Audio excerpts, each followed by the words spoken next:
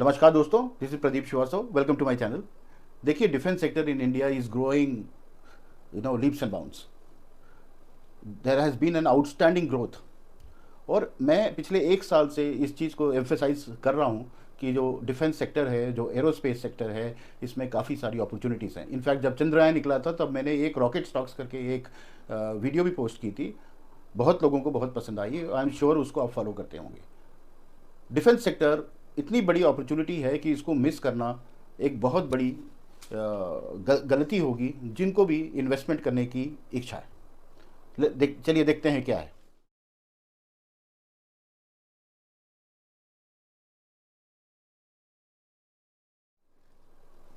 देखिए, सबसे बड़ी बात है कि इंडिया की जो एक्सपोर्ट्स है वो एक रिमार्केबल फिगर और रिमार्केबल इंक्रीज से हुई है।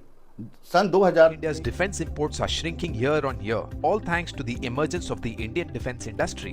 It's exciting to see India taking such a huge step towards self-reliance in the defense sector. To become self-reliant in 24 में in this 23-24 physical year defence exports जो हैं वो 5% से बढ़ा है।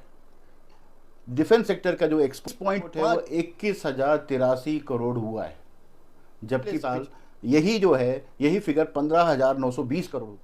आप सोच भी नहीं सकते कि कितनी बड़ी अपॉर्चुनिटी इंडिया को मिल रही है। बिकॉज जो इस गवर्नमेंट ने मेक इन इंडिया स्कीम निकाली और डिफेंस सेक्टर पे ध्यान देना शुरू किया, उस पर इन्वेस्टमेंट देना शुरू किया, वर्ल्ड को अट्रैक्ट किया।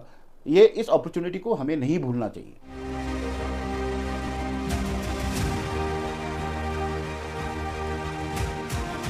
The continuing Russia-Ukraine war has underscored the need for nations to be better equipped. While the old war technologies and techniques are still relevant, the recent conflicts have shown a completely new face of the new age warfare. Given the challenges, India is also on an overdrive to equip its armed forces with the latest technologies. The quest that began with Atmanirbhar Bharat has now moved to the advanced stage, from being a buyer to becoming a global arms seller. That's a big news, guys. It's a big opportunity. इसके बारे में detail मैं आपको और share करूंगा, जो भी हमें हमारे पास अवेलेबल है। आप इसको ज़रूर स्टडी करिए और इस सेक्टर पे आपका ध्यान हमेशा रहना चाहिए। यही मेरी गुजारिश है और इसी वजह से ये मैं वीडियो बना रहा हूँ। सो जैसे मैंने आपको बताया कि 21,085 करोड़ इंडिया ने किया है और 2025 का जो टारगेट है इंडिया का, वो आपको जानकर हैरानी होगी, वो 35,000 करोड़ है। सो जो एम्बिशियस टारगेट्स हैं और एम्बिशियस प्लान्स है डिफेंस सेक्टर में, उसके बारे में सबको तवज्जो देना बहुत ज़रूरी है। इसके बारे में स्टडी करना बहुत ज़रूरी है और इसीलिए मैंने सोचा कि थोड़ा सा मैं डिटेल करके आपको बताऊं, जिससे कि आप सबको इस बात की जानकारी रहे। नहीं तो इतने सारे कामों में ये सारी चीज़ें भूल जाती हैं। देखिए, फ्यूचर क्या है इंडियन डिफेंस सेक्टर का। Let's talk about the future of Indian defence sector. देखिए, गवर्नमेंट का जो एम है कि इंडिया की एनुअल डिफेंस प्रोडक्शन को वो 3 गुना करना चाहते हैं। They want to triple the annual defence expenditure और ये 3 लाख करोड़ के बराबर करना चाहते हैं करीब 2028-29 तक। So that is the aim of the Indian government. The target of defence export, जो कि अभी आपको मैंने बताया 21,085 है, उसका टारगेट 50,000 करोड़ है। और अभी आपको पता है, मैंने जैसे बताया कि 25, उनकी उम्मीद है कि वो 35,000 करोड़ तक पहुंच जाएंगे। आप देखिए कितना फोकस और कितनी इन्वेस्टमेंट्स और कितना पुश है, और उस पुश का नतीजा भी आ रहा है, उस पुश का result. India's defense prowess is there for everyone to see. India has just delivered 2 Dornier 228 planes to Guyana Defense Force. HAL is the company to be credited for this achievement. Hindustan Aeronautics Limited. I'm sure most of you already know HAL is a PSU, that's a public sector undertaking. In March, a defense line of credit was established with Guyana. The Export-Import Bank of India facilitated the line of credit worth $23.37 million. HAL fulfilled this contract in record time. Both the aircraft were delivered within a month of signing the contract. सामने ही दिख रहे हैं। सो ये इसकी success story क्या है? इसकी success story make in India programme है, जो इस गवर्नमेंट ने मेक इन इंडिया प्रोग्राम बनाया और उसमें ये तवज्जो दी कि डिफेंस प्रोडक्शन भी जो है हमारे इंडिया में होना चाहिए। अब पहले तो सारा इंपोर्ट होता था ना, अब धीरे धीरे डिफेंस प्रोडक्शन होने लगी और इनफैक्ट एक्सपोर्ट्स भी चालू हो गए। पिछले साल हम सोच रहे थे कि एक्सपोर्ट्स अब धीरे धीरे चालू होंगे, बट देखिए अब कितनी फास्ट ये एक्सपोर्ट्स बढ़ रहे हैं। और जो ये हम सारा प्रोडक्शन कर रहे हैं डिफेंस का, ये इंडिजिनाइजेशन हो रहा है, मतलब हम अपने प्रोडक्ट्स बना रहे हैं, ठीक है। तो हमारी जो एनुअल डिफेंस प्रोडक्शन है ट्रिपल हो जाएगी और हमारा जो डिफेंस का एक्सपोर्ट है वो डबल हो जाएगा। सो एक तरफ प्रोडक्शन ट्रिपल हो जाएगी, एक तरफ एक्सपोर्ट डबल हो जाएगा। तो इसकी मतलब अगर किसी ने डिफेंस सेक्टर में अपॉर्चुनिटी में इन्वेस्टमेंट किया है तो उसका इसके आसपास तो होना ही चाहिए कम से कम, राइट। सो ये मेक इन इंडिया प्रोग्राम कहीं सक्सेसफुल हुआ या नहीं हुआ, बट यहाँ पे तो ज़रूर हुआ है, राइट। पिछले 10 सालों में जो डिफेंस सेक्टर में ग्रोथ हुई है वो रिमार्केबल ग्रोथ हुई, राइट। और जहाँ सारी चीज़ें इंपोर्ट होती थी वहाँ पे अब धीरे धीरे हमारे ही कंट्री में इसका प्रोडक्शन होने लगा है, राइट। और सबसे बड़ी चीज़ क्या है कि पब्लिक सेक्टर यूनिट्स जो कि इनएफिशिएंसी के लिए जाने जाते थे, वो आज की डेट में एक बहुत बड़ा रोल इसमें निभा रहे हैं। सो that is the great news guys. And I am sure कि जो भी इन्वेस्टमेंट करते हैं वो देख रहे होंगे कि सारे पीएसयू स्टॉक्स, डिफेंस सेक्टर तो छोड़िए, बाकी जगह भी जो पीएसयू स्टॉक्स हैं उसमें कितनी ज़्यादा ग्रोथ हुई है। लोगों का भरोसा पीएसयू पे बढ़ता जा रहा है। सो that is a very very big thing, not only for the government, it is even a big thing for the population of India, the people of India, right. कि हमारा जो भरोसा है जो पीएसयू पे पहले नहीं था, अब वो बढ़ता जा रहा है, right? Defense, India is taking significant steps and reducing its dependence on imports. One such example is that with the procurement plan worth $8.7 billion, the country has decided to purchase all its weapons from local manufacturers. But it's not just about the procurement plan. The Indian government has implemented various measures to attract investment in the defense बात sector. है कि आप जान के आपको हैरानी होगी कि पिछले एक दशक में, in the last 1 decade, the defense exports have grown 21 times. It's a big number guys, right? ये कैसे हुआ? क्योंकि गवर्नमेंट की जो एम थी कि इंडिजनाइजेशन हो और मेक इन इंडिया हो, सेल्फ रिलायंस हो हमारा डिफेंस सेक्टर, उसकी वजह से हुआ है, राइट। और आज की डेट में इसी पुश के वजह से ये भी एक फैक्टर है कि हम वर्ल्ड के 3rd लार्जेस्ट इकॉनमी बनने वाले हैं, राइट। ये इतनी सारी मैन्युफैक्चरिंग इम्प्रूव होने से, एक्सपोर्ट इम्प्रूव होने से, जो डिफेंस के पीएसयू स्टॉक्स हैं उस पर भी लोगों का भरोसा बहुत ज़्यादा बढ़ गया है और वो सारे पीएसयू स्टॉक्स बहुत अच्छा कर रहे हैं। देखिए एक फ़ख्र की बात है कि ये आत्मनिर्भर स्कीम की वजह से इंडिया में अब एक डिफेंस इंडस्ट्रियल कॉम्प्लेक्स बन गया है, जिसमें बड़े बड़े कॉर्पोरेट्स जैसे एल&टी हो गया, गोदरेज हो गया, अडानी हो गया, काफ़ी सारे पीएसयूज़ हो गए, काफ़ी सारे स्टार्टअप हो गए, काफ़ी सारे रिसर्च कंपनीज हो गए, ये सब मिल के उस पर डिफेंस बैलिस्टिक मोबाइल्स कह रहा हूँ, बैलिस्टिक मिसाइल से लेके, ब्रह्मोस से लेके, फाइटर जेट से लेके, आर्टिलरी शेल्स और नाइट विजन डिवाइसेस बना रहे हैं। ये बहुत ही तेजी गति से हो रहा है और अब अगले 5 साल में देखिएगा कि हम कितने बड़े डिफेंस पावर बन जाएंगे, बिकॉज हम सेल्फ रिलायंट हो रहे हैं, हम आत्मनिर्भर हो रहे हैं। ये जानना भी बहुत ज़रूरी है कि मिनिस्ट्री ऑफ डिफेंस ने जो टारगेट रखा है, they want to achieve a turnover of INR 1.7 lakh crores in aerospace and defense manufacturing by 2025, जिसमें से एक्सपोर्ट्स जो है, जैसे मैंने आपको पहले बताया, 35,000 करोड़ करने की टारगेट है 2025 के साथ।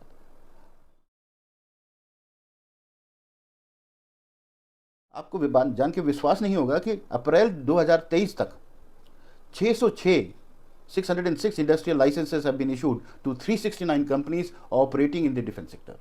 So see the magnitude of work which is going on, and the output of this will be, enormous. So defense is a sector which is very very important and we should not ignore this. Let me give you some more info. देखिए हमारे government ने एक strategic partnership model भी बनाया। इस strategic partnership model इसलिए बनाया गया कि जिससे कि गवर्नमेंट जो है, जो हमारे प्राइवेट सेक्टर है, उनके साथ एक स्ट्रैटेजिक पार्टनरशिप करके डिफेंस में मैन्युफैक्चरिंग कर सकें। देखिए इस प्रोसेस में काफ़ी सारे इन्वेस्टर्स भी हमारे साथ हैं। सो कंक्लूजन ये है कि ये डिफेंस सेक्टर जो है दिन पर दिन बढ़ता जा रहा है, अपॉर्चुनिटीज़ बढ़ती जा रही हैं, एक्सपोर्ट्स बढ़ता जा रहा है, और अगर एक्सपोर्ट्स जितना बढ़ेगा, आप सोचिए हमारी कैपेबिलिटी कितनी बढ़ेगी और हमारे पास अपॉर्चुनिटी कितनी है। because the entire globe is there as an opportunity, right? और बताता हूँ जो डिफेंस सेक्टर से रिलेटेड है, इसमें से कई एरोस्पेस से मतलब इसके अलावा भी कुछ एरोस्पेस से भी रिलेटेड हैं, रोबोटिक्स से भी रिलेटेड हैं, बट उनको मैं जिक्र नहीं कर रहा हूँ। उसके लिए you can always see my earlier video on rocket stocks. मतलब थोड़ा सा डुप्लीकेशन आपको मिलेगा, but there are many other companies as well. But defence sector particularly से रिलेटेड करीब 16 कंपनीज, 15-16 कंपनीज का नाम मैं ले रहा हूँ, और उनका मैं एक साल में कितना ग्रोथ हुआ वो मैं आपको डिटेल बताने की कोशिश कर रहा हूँ। आप प्लीज़ ध्यान से सुनिए और इसको ज़रूर आप स्टडी करिए, और जहाँ भी आपको ठीक लगे आप उसमें इन्वेस्टमेंट करिए। मेरा कोई एडवाइस नहीं है, ना मुझे ना मैं फाइनेंशियल कंसल्टेंट हूँ, मैं तो एक नॉर्मल रिटेल इन्वेस्टर हूँ, और मेरे को शौक़ है पढ़ने लिखने का, तो इसीलिए मैं जो भी डिटेल मैं सोचता हूँ कि शेयर करना चाहिए वो मैं शेयर राइट। सो पहली चीज़ जो है, पहली कंपनी जो है वो है Bharat dynamics. Bharat dynamics defence sector में काम करती है। ये पिछले एक साल में मतलब 9 अप्रैल 2023 से लेकर 9 अप्रैल 2024 तक ये 79% ग्रोथ की, राइट। हिंदुस्तान एरोनॉटिक्स लिमिटेड दूसरी कंपनी है, इसके बारे में आप सबको पता होगा। इसका एक साल पहले जो स्टॉक का भाव था वो 1408 था, और आज की डेट में 3586 है, which means this is grown by 155%। Just imagine guys, 1.5 गुना से भी ज़्यादा आपका पैसा हो गया होता अगर आपने एक साल इस कंपनी में इन्वेस्ट किया होता। The third company is Paras defence. Paras defence year earlier on the same date today was 489 rupees, and today it is 702 rupees, which means it's grown by about 44%. Okay, then you have another interesting company which is called BEL, okay, Bharat Electronics Limited. Bharat Electronics Limited was about 99 rupees, you can say 100 rupees about a year before, and today it is 223 rupees, right? So which essentially means it is 124% higher, right? Let me come to the fifth, which is Cochin Shipyard. Cochin Shipyard was 243 rupees a year earlier on the same day, and today it is 1129, right? Which means it has grown by 364%, more than 300 times here. Okay, so it's grown more than 3 times here, 3.5 times you can say, right? So see the opportunity. The next one is Astra Microwave. Astra Microwave was 249 a year before. Now it is about 662. It is grown by 165%. Right. Then you have Dock. Mazagon Dock was 686 rupees a year earlier, and today it is 2233 rupees. Right, which means it has grown by 225%. You have MTAR Technologies. MTAR Technologies was 1647, and today it is 1906. It's grown only by 16% because there was a sharp correction in the recent months. Right. Then you have the next company which is called Data Patterns. Data Patterns. Even Jeffrey has recommended this company. It was 1480 a year earlier, and today it is 2677, right? Which means it has grown by about 81%. Right? You have Idea Forge Technologies. This company only started in July, in the public domain. So that time it was 1162, and today it is 700. So this has probably gone down by 40%, right? So I do not know the reasons why, but that is what the figures say. So then the next company is Solar Industries. And this was 3724 a year before, and today it is a whopping 8820, which means 137% increase, right? Not to forget, the another company is Apollo Microsystems, and Apollo Microsystems is it was 30 a year before, and today it is 112, right? Which means it has grown by 273%. Then we have 4 companies, just be patient. So the another company is Bharat Forge. Bharat Forge was 756, and this has become 1160, which is 53% increase. Then Reach, which was 457, today it is 903, 98%. You have Tanija Aerospace, which was 129, today it is 421, which is 226% increase. BEML, which was 1268 earlier, and now it is 3396, 168% increase.